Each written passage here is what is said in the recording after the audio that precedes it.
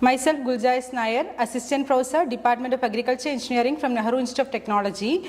Today, I would like to give you an overview about remote sensing, the components and processes. The subject code is A8702, Remote Sensing and Geographical Information System. So, remote means far away. Remote sensing means we are sensing a thing from a distance, like we are not in direct contact with that object, but we are getting the information, gathering the information of that particular object.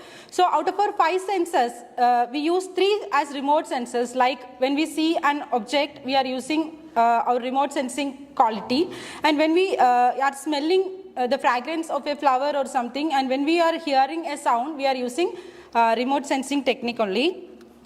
So, coming to the definition of remote sensing, it is a science of acquiring information about Earth's surface without actually being contacted with it. Like we are not touching the things, but we are gathering the information of that particular object. So, it is said to be the art and science of obtaining information about an object without physically contact between the object and the sensor. So, we are using sensor for acquiring the information. So, this is done by sensing and recording reflected or emitted energy and processing, analyzing and applying their informations.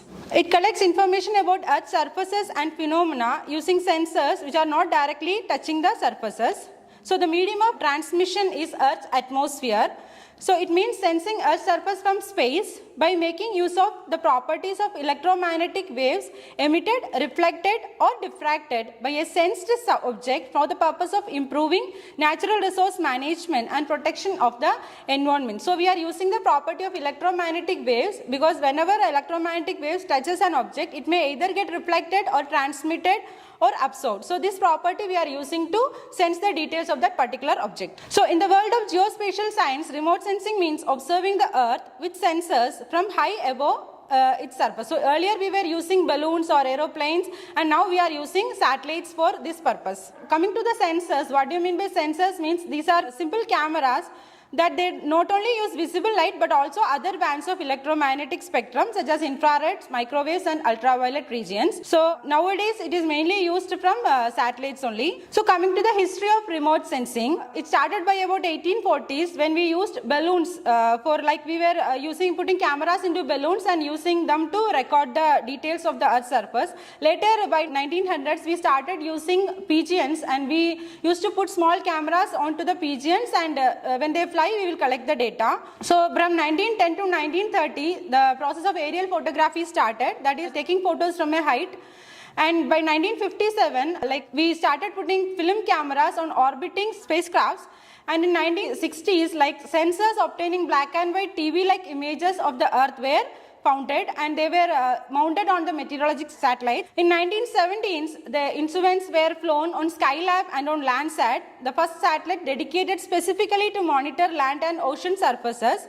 By 1980s, the Landsat has been privatized, and a widespread commercial utilization of remote sensing had taken root in US, France, Russia, Japan and other nations. Coming to the remote sensing history of India, the aerial photographs were used in India as early as 1920 for land survey, and remote sensing program in India took roots in 1970 with the conduct of famous coconut wilt disease detection experiment. So we started to detect the wilt disease from coconuts using this aerial photography technique. So coming to the components of remote sensing, the main components of remote sensing are first one, platforms and sensors.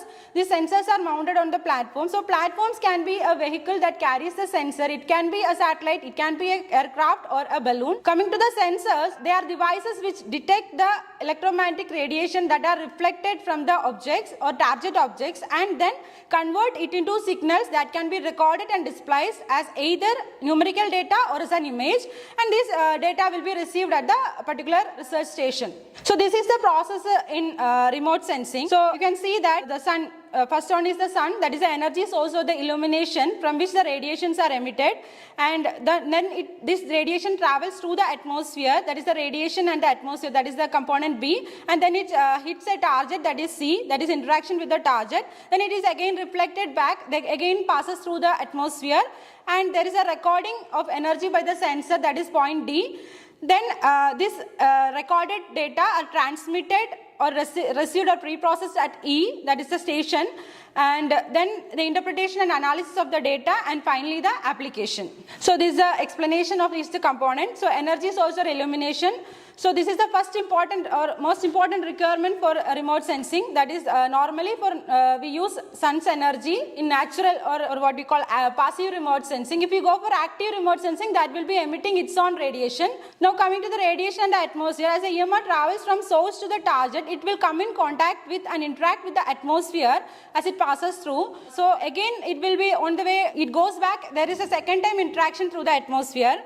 Now third one is the interaction with the target. That is the like either the target can absorb, emit or like transmit the electromagnetic radiation.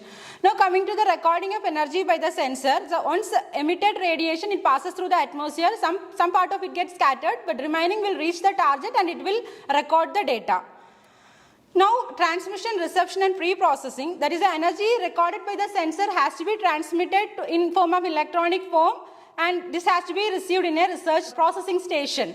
So next is the interpretation and analysis. Once the received data are collected, that need to be interpreted as per the requirements of the users. Like either as an imaginary form or as a digital form, they are interpreted and analyzed and supplied for application. So last stage is the final element of remote sensing process, that is application. That's it. Now coming to electromagnetic radiation. So this is the main component that we use in remote sensing. So electromagnetic radiation is a dynamic form of energy that propagates as wave at a velocity of light, that is 3 into 10 raised to 8 meter per second or 3 into 10 raised to 10 centimeter per second.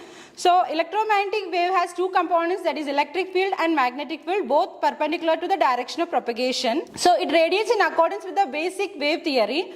So particle theory suggests that EMR is composed of many discrete units called photons or quanta, and the energy of photon Q is equal to hc by lambda or h nu. So where Q is the quantum of energy and h is the Planck's constant, and its value is 6.63 into 10 raised to minus 34 meter square kg per second. So that's it. Remote sensing is defined as the acquisition of information about an object without being in physical contact with it. Thank you.